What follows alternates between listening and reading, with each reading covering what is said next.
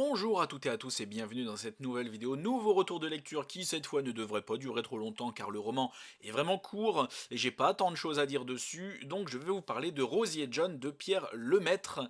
Donc c'est aux éditions du livre de poche, il n'y a pas de grosse version. Dans la préface, Pierre Lemaitre explique que c'est une commande de le livre de poche. Justement pour le 60e anniversaire, j'imagine, de la maison d'édition. Voilà, je pense que c'est ça. Mais il précise pas, je crois. Enfin, je m'en souviens plus. C'est pas grave. Et donc, je déplore un peu que ce soit une commande. Enfin, je vais y revenir.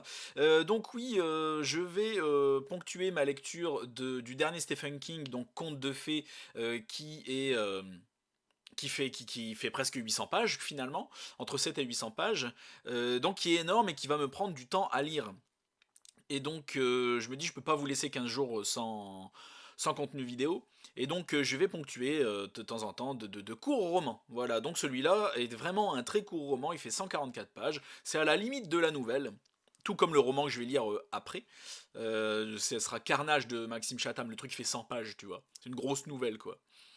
Et et donc voilà, je fais le petit retour de lecture pour le remplissage, et de toute façon, tôt ou tard, j'aurai bien fini par le lire. Et donc, de quoi ça parle? Je vais vous lire le résumé. Donc, je l'ai lu en e-book, je peux pas vous montrer le livre dans mes mains. Je l'ai chopé en e-book il y a déjà quelques temps. Donc, la bombe a convenablement fonctionné. Sur ce plan, il a tout lieu d'être satisfait. Les rescapés tentent déjà de secourir les victimes restées au sol.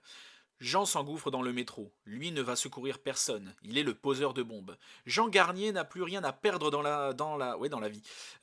Sa mère est en prison, sa petite amie a été tuée et il n'a plus de travail. Face à ce jeune paumé, Camille Verhoeven doit agir avec plus de finesse que jamais. Jean est-il une vraie menace pour le pays tout entier ou juste un loser atteint de la folie des grandeurs? En exclusivité, voilà, pour le livre de poche, Pierre Lemaitre s'initie une intrigue saisissante où chaque minute peut coûter des centaines de vies.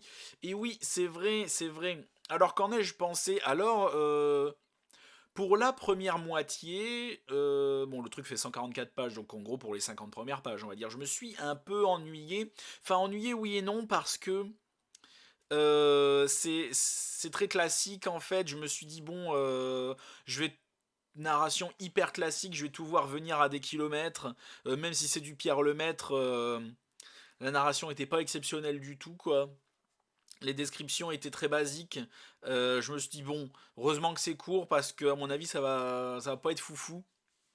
Donc la mise en place est bien, est ce qu'elle est, hein, est bien, mais est pas folle non plus. En fait, ça sent le petit polar sans ambition classique. En fait, c'est ça que ça sent au tout début. On a effectivement Jean Garnier, on voit un peu le poseur de bombes, on voit les flics d'un autre côté. On a toute une description de la première explosion au début, qui est très détaillée, qui je ne sais pas trop à quoi ça sert, mais qui j'imagine c'est pour avoir plus d'ampleur et plus de gravité de la situation, mais, mais qui est là, qui sert pas à grand chose forcément, et tout se met en place de manière assez classique. Je me suis pas dit tiens ça sent la dinguerie, ce qui c'est pas une dinguerie de toute façon, hein, et petit à petit, Camille Verhoeven, donc qui est un homme, hein, Camille, comme Camille Combal, si tu veux, voilà. Camille est un prénom qui peut faire les hommes comme femmes, hein. Et non, je préfère préciser pour ceux qui connaissent pas le personnage de Camille Verhoeven, que j'ai bien aimé, qui est un personnage qui est bien, qui raconte pas sa vie, qui a son caractère, mais qui n'en fait pas trop sur son caractère. Il a du caractère, c'est un petit peu expliqué, mais c'est très rapide. Euh, mais il a pas le temps de niaiser. Voilà, j'aime ce personnage, on sent qu'il a du caractère, son caractère est bien expliqué, faut pas le chercher, mais s'il n'y a pas des tartines et des tartines sur sa vie et son caractère, et ça c'est cool. Un perso à la fois qui a du caractère, mais on s'arrête pas dessus, et c'est l'enquête qui prime. Et ça c'est bien, c'est une bonne chose. Ça, Pierre Lemaitre a bien compris ça, et mon Dieu que je le remercie, quoi, finalement. Et donc on va suivre Camille Verhoeven qui va tenter d'arrêter la folie de Jean Garnier, qui... Ah, je sais pas si je peux le dire, est-ce que ce ne serait pas spoilé? Fais-moi voir un petit peu le résumé peut-être. Voilà, voilà, qui est le poseur de bombes, et des bombes, vous vous imaginez bien qu'il va pas y en avoir qu'une, et donc c'est un peu une course contre la montre. Vont-ils arriver à désamorcer toutes les bombes à temps? Ça va être ça le bail. Et pourquoi a-t-il fait ça? Ça parle de sa mère, de son ancienne petite amie qui est morte. Pourquoi, comment? Ça va être ça le truc. Et donc finalement, tout ça rend le roman assez haletant, très bien rythmé. J'ai pas retrouvé la même écriture de Pierre Lemaître aussi incisive que dans le serpent majuscule. D'ailleurs, tu peux aller voir la vidéo, elle est dans la playlist Retour de lecture 2023. Et c'est pas aussi incisif, c'est pas aussi j'en ai marre de la vie, tu vois. Et c'est très pessimiste par contre, c'est très pessimiste, mais c'est pas aussi incisif et ça va pas autant à l'attaque que, que le serpent majuscule que j'ai pu lire de Pierre Lemaître. Du coup, j'ai préféré Rosier John parce que c'est justement moins pessimiste et c'est beaucoup plus haletant et il a pas le temps d'envoyer des fions en fait, je pense. Il faut que ça avance. Mais quand même, on retrouve quand même la patte de Pierre Lemaître, quand même. On sent que c'est du Pierre Lemaître. Quand on le connaît, on le voit, on le sent. Il peut pas s'empêcher de critiquer, d'envoyer des fions et d'être pessimiste. Mais là, moins que le serpent majuscule, du coup, j'ai trouvé la narration plus rapide. C'était mieux. C'était beaucoup mieux. Après, le pourquoi du comment à la fin, je l'ai quand même pressenti assez fort. Euh, le pourquoi il faisait ça, tu vois. Encore une fois, vous allez me dire, ouais, mais tu dis ça à chaque fois. Oui, mais j'y peux rien, moi, si je devine le coupable à la fin, le pourquoi du comment. Car oui, évidemment, Jean Garnier, on sait que c'est le poseur de bombes, mais finalement, est-il coupable? Voilà, c'est plus compliqué que ça. Et c'est très cool. C'est un roman qui fait 144 pages, mais qui arrive à être aussi complexe qu'un roman de 400 pages. Ça va vite, ça n'a pas le temps de niaiser, l'action est là, c'est bien rythmé, et ça arrive à avoir une histoire aussi complexe et bien racontée qu'un gros roman. Ça peut donner des leçons de narration. C'est comme ça qu'il faut faire. Pas besoin de romans à 400-500 pages pour avoir une histoire complexe.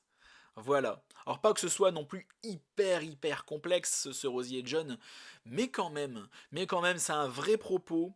Alors à la fois, ça montre aussi les limites du gouvernement, donc de la police, mais aussi du gouvernement. On est un petit peu avec les ministres et le président qui essaient de réfléchir à la merde dans laquelle ils sont empêtrés, et ça j'ai vraiment bien aimé. Ce côté-là, un peu comment ils peuvent réfléchir. Donc évidemment, c'est une fiction. On ne sait pas s'ils réfléchissent vraiment comme ça. Hein, évidemment, c'est une fiction de Pierre Lemaître. Mais mais j'ai trouvé ça très intéressant. On a à la fois la vision de l'enquêteur, donc de Camille Verhoeven, on a à la fois la vision des ministres et du président, et on a aussi à la fois, un petit peu via Camille Verhoeven quand même, mais la vision de Jean Garnier, de John finalement. Parce que Jean, enfin voilà, il n'aime pas son prénom, il préfère qu'on l'appelle Jean et pas John. Et puis voilà. Et j'ai trouvé ça très intéressant, sans non plus dire d'avoir 1000 points de vue, mais on les a quand même. Et c'est très intéressant. Il y a 1000 choses qui se passent, plusieurs points de vue, et tout ça en 144 pages, encore une fois, c'est la force de ce roman. Et j'aime beaucoup la fin, oui, alors je le disais, le coupable et le bail, on va dire, de fin, je l'ai deviné. Mais alors comment ça allait se finir, la dernière scène à la fin, euh, ben là, par contre, je l'ai pas vu arriver. Et j'ai été en mode, wow, la dinguerie. Le mec a prévu tout jusqu'à la fin des fins. Et ça, je l'ai pas vu arriver, je me suis mangé une mini claque. C'était la mini claque à laquelle je ne m'attendais pas. Et ça c'est beau, et j'aime me prendre des claques comme ça. Et c'est toujours très appréciable. Surtout, encore plus en fait, quand tu as prévu la fin. Quand tu sais déjà ce qui va se passer à la fin, je dis du coup le coupable c'est machin, et du coup voilà c'est plus compliqué que ça, et que en fait le coupable c'est aussi machin, et pour telle raison, oui ça, tout ça j'avais vu arriver, mais alors comment ça se termine?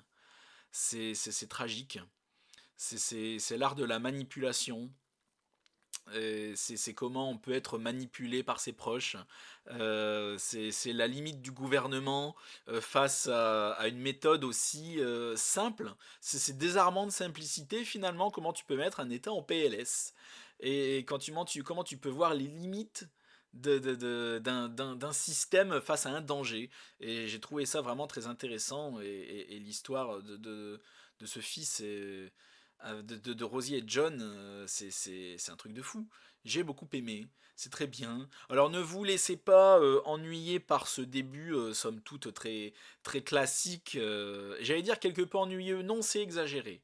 J'exagère en disant ça, mais un peu ronflant, voilà, des débuts comme ça j'en ai lu plein, mais croyez-moi persévérer parce que la fin j'ai beaucoup aimé. La fin c'est dinguerie, entre manipulation c'est la manipulation. C'est ça que c'est de la manipulation, de la double manipulation, j'aime beaucoup.